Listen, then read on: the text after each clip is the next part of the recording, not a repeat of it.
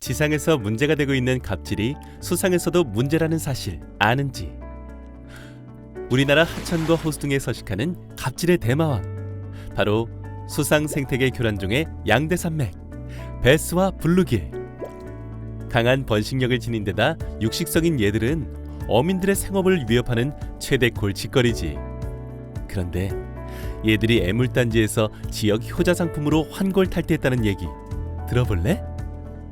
베스, 블루길, 생태계 교란종의 환골탈퇴.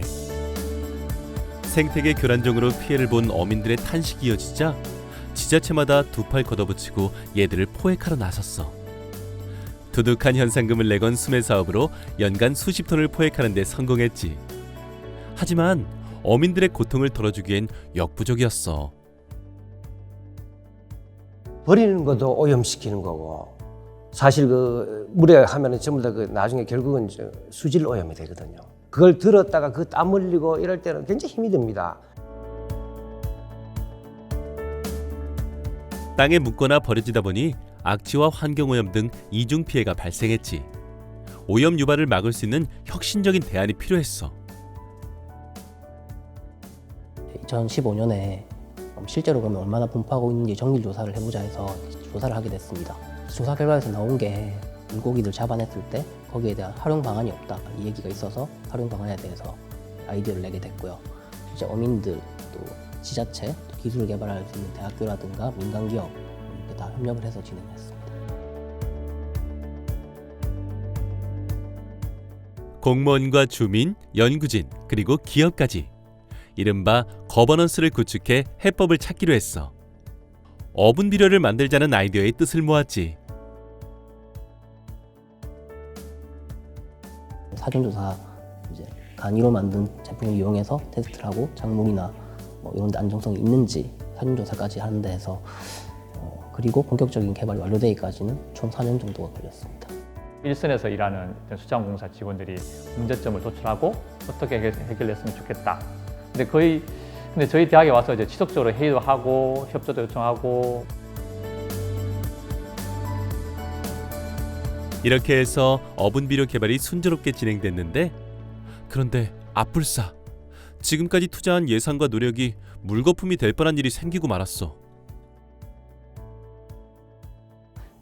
연구를 거의 다 완료를 하고 성과물이 나왔는데 막상 이게 우리나라 법에서 정하는 비료로는 쓸 수가 없는 그런 물질들을 원료로 썼더라고요. 포기할 뻔했었죠. 그래서 다시 이사를 하게 된다면 초기 단계부터 법적으로는 어떤 부분들이 있는지 사전에 검토를 충분히 진행하고 연구를 시작을 했을 거고요. 다행히 저희 대학교 쪽 교수님들하고 좀 상당히 연구를 많이 해서 잘 해결이 돼서 다행인데 당시에는 상당히 어려웠었습니다. 시행착오를 거쳐 몇 번의 시제품을 만들어 연구에 몰두했지. 그리고 국내 중소기업과 협업해 냄새가 나지 않고 영양소도 풍부하고 제조 공정도 단축시킨 어분 비료 개발에 성공했어.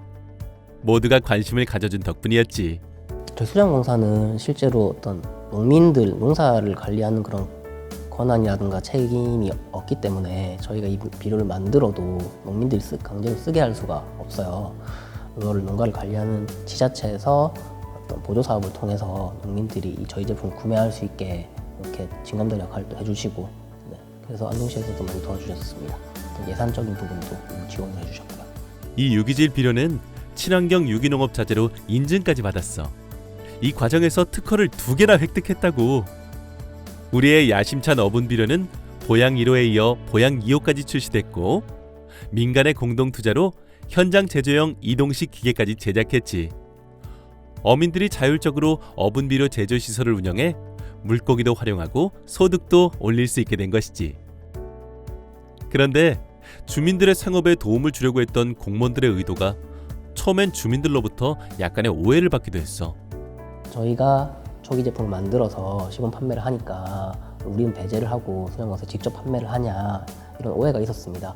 근데 저희 입장에서는 실제로 농가의 소량이라도 판매를 해서 농민들이 써봤을 때 이상이 없다는 게 검증이 돼야지 어민들한테 이 기술을 안심하고 드릴 수가 있는데 그런 오해가 생긴 적이 있어서 공동의 가치를 실현하기 위해 거버넌스 형태로 프로젝트를 추진할 때 정말 중요한 것은 소통이었어.